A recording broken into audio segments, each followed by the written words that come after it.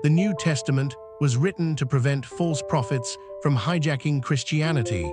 We learn about false prophets from both Jesus and the apostles. Paul's warning against false gospels.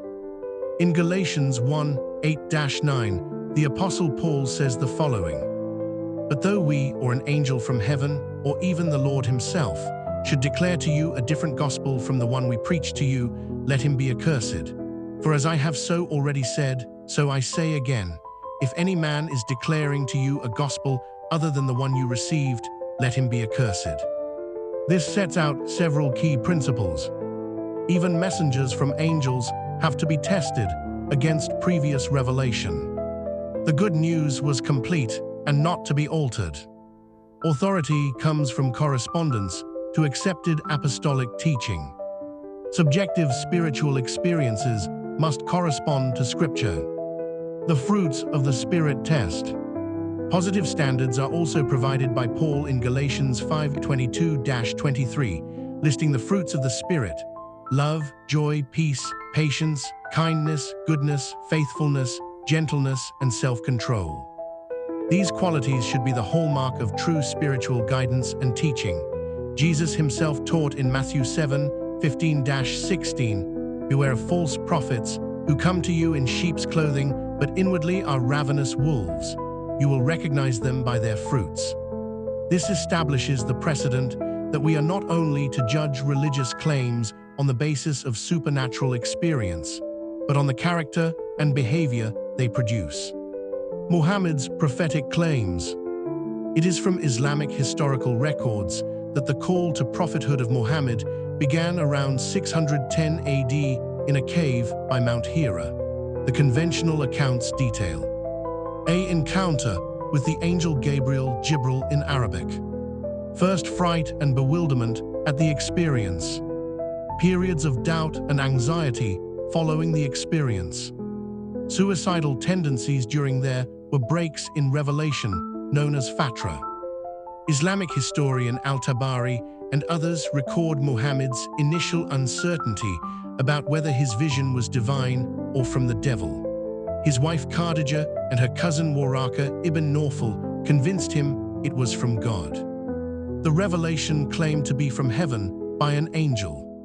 It presented an alternative gospel to the one Jesus and the apostles preached. Initial indicators were fear, doubt, and psychological shock rather than peace. The message was in contradiction to well-established biblical teaching regarding the divinity of Jesus and salvation. Though the Qur'an confirms the Injil or Gospel and Torah, it contradicts it. Either Muhammad was ignorant of mainstream Christianity beliefs, or it takes for granted that the Bible, the Gospels, and Torah got corrupted, though we have good reasons it did not. Islam is faced with a grave dilemma regarding the Gospels. The Qur'an itself reaffirms time and again the authenticity of the earlier scriptures. Surah 5:47 commands, "Let the people of the Gospel judge by what Allah has revealed therein, a decree senseless unless the Gospels were whole and trustworthy at Muhammad's date." Surah 10:94 actually commands Muhammad, "If you are in doubt, ask those who have been reading the scripture before you."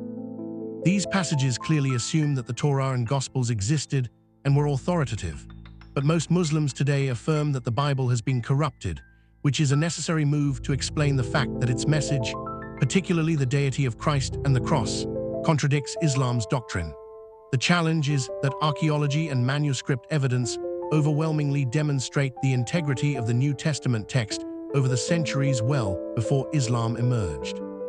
Thus, Islam bears witness to and denies the Gospels simultaneously, introducing a contradiction in it which cannot be reconciled.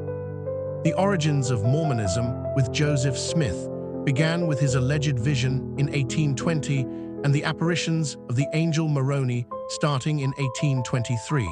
Some of the most important highlights are claims of angelic visitation and divine revelation. Golden plates containing new scripture, no witnesses to the plates from the outside world. Translation done privately, typically behind a curtain. The Book of Mormon proclaiming a different gospel than the New Testament. Once again, we are to believe the Gospels and other scriptures have been lost or tainted to believe its claims. The tidal wave of text evidence is ours. We have over 5,800 Greek manuscripts of the New Testament, over 10,000 Latin ones, and thousands more in other ancient languages. They are 99% textually similar, varying only in spelling and grammar, not doctrine. If the Bible we have today is accurate, it proves both Islam's Mormon and other heretical cults' claims to be provably in error. Both movements share remarkable parallels compared to biblical precedent. Both claimed angelic prophets of fresh revelation. Both disagreed with established biblical teaching. Both had no witnesses to their original assertions. Both experiences began in fear and confusion rather than divine peace.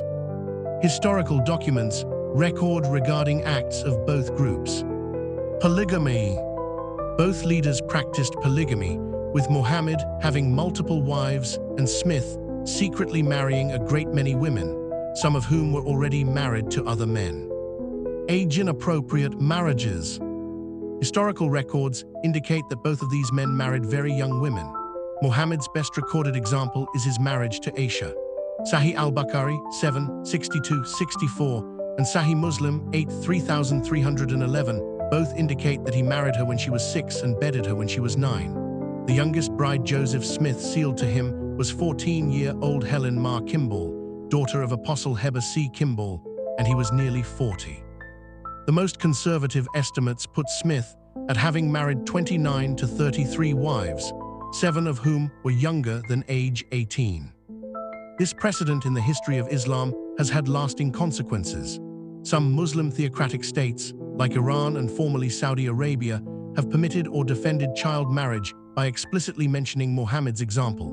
Others, like Tunisia, Morocco, and Turkey, have set the age for marriage at 18, rejecting literalist interpretations.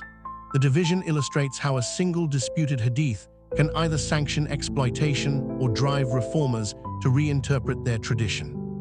Marriages to already married women, polyandry.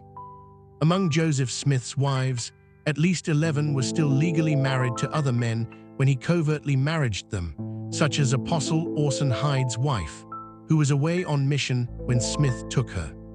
Authoritarian leadership. Both men centralized power by establishing structures where their word was final religious authority, unaccountable or unchallengeable.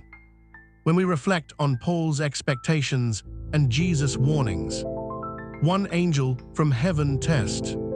Both called for angelic revelation contrary to the accepted gospel. Two fruits test. The practices and lifestyle mentioned in the sources, child marriages, polygamy, authoritarianism, are contrary to the fruits of the Spirit. 3. Consistency test. Both required accepting new revelation contrary to biblical Christianity. 4. Witness test. Neither had the kind of public, attestable evidence that went with biblical revelation. This analysis is not meant to condemn individuals or groups, but rather to demonstrate how the Bible provides good criteria for evaluating religious claims. Paul's warning against angels from heaven announcing other gospels sounds wonderfully prescient when we consider these historical examples. The biblical standard calls us to judge all spiritual claims on the basis of Scripture. Seek the fruits of the Spirit in leadership. Require consistency with established revelation. Be careful with non-corroborated private revelations. Christian that we are, we need to handle these things with truthfulness and love, being frank on the historical facts, but courteous to everyone with respect and dignity. We can always try to build bridges by commonalities such as reverence and respect for Jesus, Moses, the Virgin Mary. We encourage you to explore these questions for yourselves, reading original documents and primary sources. The goal is not to attempt to win arguments, but to observe how biblical ideas help us to deal with religious truth claims in our world today. Do you have questions on these topics? Ask them respectfully below, and don't forget to subscribe for more content looking at faith, history, and theology.